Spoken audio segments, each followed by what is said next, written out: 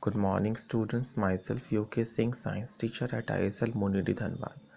Today we will going to start a new chapter, that is chapter 15, some natural phenomena. So in class 7, we have studied about the different kinds of natural calamities such as storms, tornadoes, etc. Okay, in this chapter we will study about the phenomenon of lightning. So what is lightning? Let us try to understand the concept of lightning. What actually is lightning?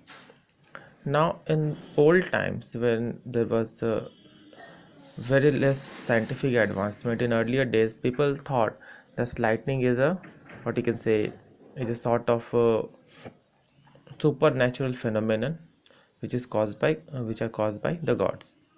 Okay, so there were many superstitions that were associated with it, but nowadays it has been clear that why lightning happens due to accumulation of charge. Okay, so we need to take certain precautions to avoid ourselves, or you can say to safeguard us from lightning. We will study in this chapter what precaution we one should take during lightning. Okay, now the lightning is basically electricity that is discharged from the sky. So let us try to find out what exactly is electricity. Okay, now before that we have to understand a concept called static electricity. Okay, this electricity which is actually limited to a particular area, or which is short lived, is known as static electricity. Now in the earlier times, the Greeks were able to identify the electrical nature of certain substances such as amber, a kind of resin which when was rubbed against the fur, it produces a charge. Okay, in 1752, Benjamin Franklin, American scientist, demonstrated that how lightning can cause spark in the cloth. Okay, so this was one of the important breakthrough. Now charging by rubbing, so this is known as static electricity. Now we have already in the junior classes we will discuss about the experiment related to static electricity. Then when we rub a ruler, a plastic ruler, to our hair, and small pieces of paper were attracted to it. This is an example of static electricity. So by rubbing with certain substances, the electric charge has been created, either positive or negative. Okay, in another experiment you can see as an activity 15.3, the two balloons attract each other or repel each other, okay, depending upon the accumulation of charge. Okay, and 15.4, transfer of charge. How charge is been transferred? For that we have to understand about a particular a kind of apparatus known as electroscope, which is actually used to detect charges of an object.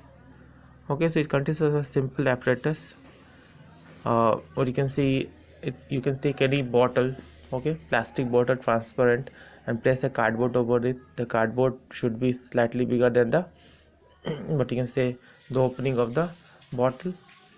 Then place a paper clip by straightening it, because paper clip is curved, you have to just straighten it, and fix to aluminum foils over it. Okay, place to aluminum foils over it. Okay, now whenever you touch that paper clip through any charge object, it will repel or attract each other, which simply means that they show, they, what you can say, they signifies that any sort of charge body is derived to the paper clip. Okay, this is known as electroscope. You can see this apparatus. Okay, now after some time, what happens if you touch with charge body, it will either repel or attract each other. That means positive will attract repel each other, negative repel each other, but positive negative always attract each other. Now another case, you can see that after the completion of the experiment, you would touch constantly the paper clip with your hand. The charge will be transferred via your body to the earth, which actually means that our body is a good conductor of electricity.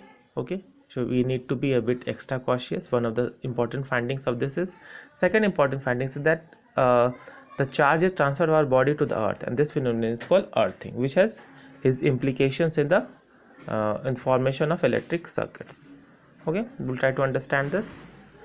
The story of lightning, how lightning is created, how lightning occurs. Okay, we will try to understand in the next class. Okay, after you get the video, the class group will be open for all of you to ask your doubts. Thank you.